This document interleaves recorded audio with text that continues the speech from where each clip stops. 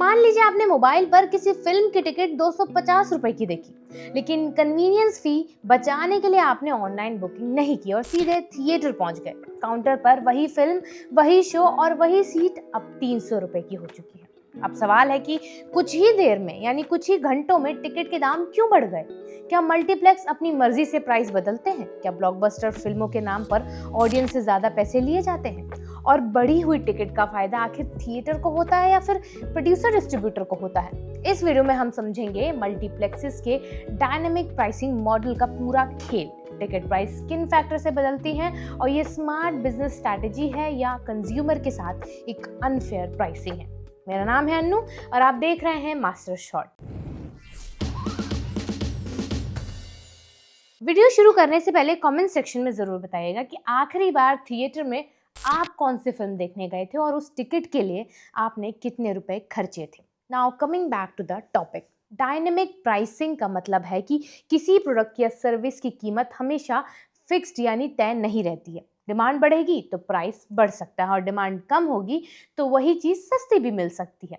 आपने इसे फ्लाइट्स और होटल की बुकिंग करते हुए जरूर महसूस किया होगा। आज दिल्ली से मुंबई की फ्लाइट 5,000 रुपए की है, लेकिन जैसे जैसे ट्रैवल डेट नज़दीक आती है और सीट भरने लगती हैं, वही टिकट 8 या 10,000 रुपए की हो जाती है। इसी तरह हॉलिडे सीजन में भी होटल्स महंगे हो जाते हैं, जबकि ऑफ सीजन में वही रूम डिस्काउंट पर आराम से मिल जाता है।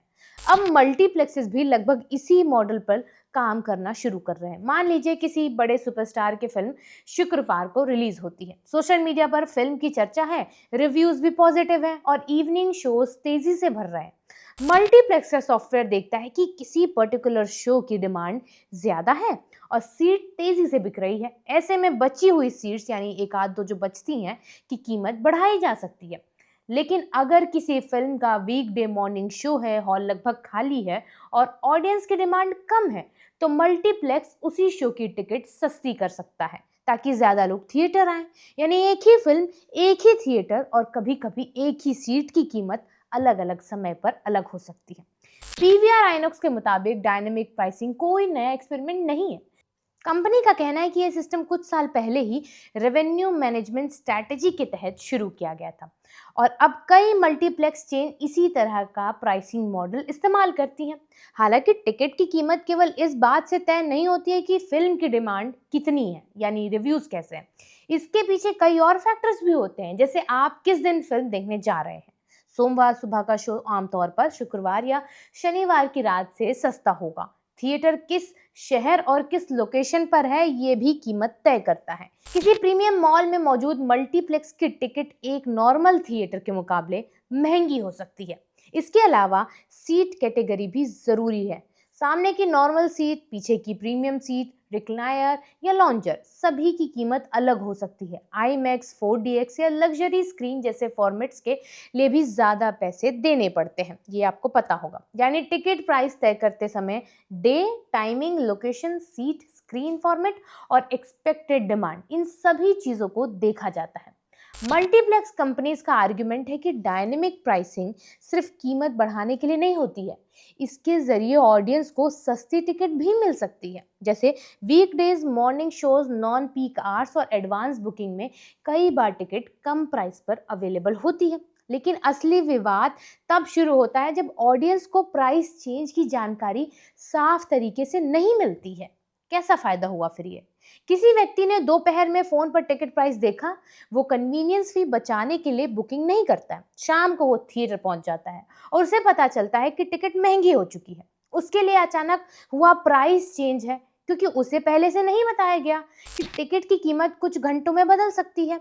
यही कारण है कि कई कंज्यूमर को ये सिस्टम अनफेयर लगता है। अब यहाँ एक और सवाल आता है, जब टिकट की कीमत बढ़ती है तो क्या पूरा एक्स्ट्रा पैसा मल्टीप्लेक्स अपने पास रख लेता है? ऐसा नहीं है। फिल्म बिजनेस में टिकट से मिलने वाले रेवेन्यू का एक तय हिस्सा गवर्नमेंट को टैक्स के रूप में जाता है। बाकी रकम एग्जीबिटर यानी थिएटर ओनर और डिस्ट्रीब्यूटर के बीच पहले से तय परसेंटेज के हिसाब से बांटी जाती है। मान लीजिए टिकट 100 रुपए की है, इसमें टैक्स काटने के बाद बची रकम डिस्ट्रीब्यूटर और एग्जीबिटर के बीच तय रेशियो में बढ़ जाती है। अगर टिकट की कीमत बढ़कर 200 या 500 रुपए हो जाती है तो रेवेन्यू शेयरिंग का बेसिक फॉर्मूला नहीं बदलता, बस टोटल अमाउंट बढ़ जाता है। इसीलिए सभी संबंधित पार्टीज का हिस्सा भी बढ़ जाता है, यानी रेशियो भी बढ़ जाता है। यानी हाईयर टिकट प्राइस का फायदा केवल मल्टीप्लेक्स को नहीं बल्कि फिल्म के डिस्ट्रीब्यूटर और कई मामलों में प्रोड्यूसर को भी मिल जाता है। अब इंडस्ट्री की तरफ से देखें तो डायनेमिक प्राइसिंग समझ में आती है। मल्टीप्लेक्स चलाने का खर्च बहुत ज़्यादा होता है, रेंट है, इलेक्ट्रिसिटी है, स्टाफ सैलरी है, मेंटेनेंस है, एयर कंडीशनिंग, प्रोजेक्शन सिस्टम और प्रीमियम स्क्रीन पर लगातार इन्वेस्टमेंट करना पड़ता है। अगर किसी ब्लॉकबस्टर के दौरान ऑडियंस ज़्यादा पैसे देने के लिए तैयार है तो मल्टीप्लेक्स उस डिमांड का फ़ायदा उठाना चाहता है। ठीक वैसे ही जैसे कॉन्सर्ट टिकट्स, क्रिकेट मैचेस और फ्लाइट्स में होता है। लेकिन सिनेमा और फ्लाइट में एक बहुत बड़ा फ़र्क है। फ्लाइट कई बार एक ज़रूरत होती है जबकि फिल्म देखना एंटरटेनमेंट होता है। भारत में बहुत से स्टूडेंट्स, यंग कपल्स और फैमिलीज पहले से बजट बनाकर थिएटर जाती है। उनके लिए 30 या 50 रुपए का अचानक इंक्रीज भी बहुत ज़रूरी होता है। मान लीजिए 4 लोगों का परिवार फिल्म देखने जा रहा है या तय करता है कि हम जाएंगे। अगर हर टिकट 50 रुपए महंगी हो जाए वहां पहुंचने तक तो कुल खर्च 200 रुपए बढ़ जाता है। इसके बाद पॉपकॉर्न, कोल्ड ड्रिंक, पार्किंग और ट्रैवलिंग का खर्च अलग है। एक नॉर्मल फैमिली आउटिंग देखते ही देखते काफ़ी एक्सपेंसिव बन जाती है। इसीलिए ट्रेड एनालिस्ट का मानना है कि मुंबई, दिल्ली या किसी प्रीमियम लोकेशन में लिमिटेड डायनेमिक प्राइसिंग शायद काम कर सकती है। लेकिन टीयर 2 और टीयर 3 सिटीज़ में डिमांड के नाम पर बहुत ज़्यादा टिकट प्राइस बढ़ाना कंज्यूमर के लिए गलत हो सकता है। इस डिबेट का सबसे बड़ा मुद्दा प्राइस बढ़ाना भी नहीं है बल्कि ट्रांसपेरेंसी है। अगर किसी बुकिंग प्लेटफॉर्म पर साफ लिखा हो कि ये डायनेमिक प्राइस है और डिमांड के हिसाब से प्राइस बदल सकता है तो ऑडियंस अपनी प्लानिंग बेहतर तरीके से कर पाएगी। कंज्यूमर डिसाइड कर सकता है कि टिकट अभी बुक करनी है, मॉर्निंग में शो चुनना है या वीकडे का इंतजार करना है। लेकिन जब प्राइस बिना एक्सप्लेनेशन के बदलती दिखाई देती है तो लोगों को लगता है कि उनके साथ खेल किया जा रहा है। मल्टीप्लेक्स चेन का कहना है कि फाइनल बुकिंग से पहले टिकट प्राइस वेबसाइट, ऐप और बुकिंग प्लेटफॉर्म पर दिखा दी जाती है। इसीलिए कंज्यूमर को पेमेंट से पहले कीमत पता होती है। कंपनीज ये भी कहती हैं कि वो प्राइसिंग सिस्टम को और साफ तरीके से समझाने के लिए बेहतर कम्युनिकेशन पर काम कर रही हैं। टेक्निकली ये बात सही है कि पेमेंट से पहले प्राइस दिखाई जाती है। हम टिकट बुक करते हैं तो हमें पता होता है। लेकिन ट्रांसपेरेंसी का मतलब केवल फाइनल अमाउंट दिखाना नहीं होता है। कंज्यूमर को ये भी समझ में आना चाहिए कि प्राइस बदली क्यों है और क्या कुछ देर बाद ये फिर से बदल सकती है। डायनेमिक प्राइसिंग फिलहाल मल्टीप्लेक्स इंडस्ट्री से जाने वाली नहीं है। आने वाले समय में थिएटर इसे और ज़्यादा अग्रेसिवली इस्तेमाल कर सकते हैं। बड़ी फिल्मों, वीकेंड और प्राइम टाइम शोज में टिकट महंगी हो सकती हैं, जबकि कमज़ोर डिमांड वाले शोज़ में डिस्काउंट देखने को मिल सकता है आपको। इससे बचने या कम कीमत पर टिकट पाने के लिए ऑडियंस एडवांस बुकिंग, वीकडे शोज़ और मॉर्निंग स्लॉट्स चुन सकती है। लेकिन काउंटर पर टिकट हमेशा ऑनलाइन प्राइस से सस्ती मिलेगी। अब ये मानना सही नहीं है। हो सकता है आपने कन्वीनियंस फी तो बचा ली हो, लेकिन थिएटर पहुंचने तक डायनेमिक प्राइसिंग ने टिकट की बेस प्राइस ही बढ़ा दी हो तो।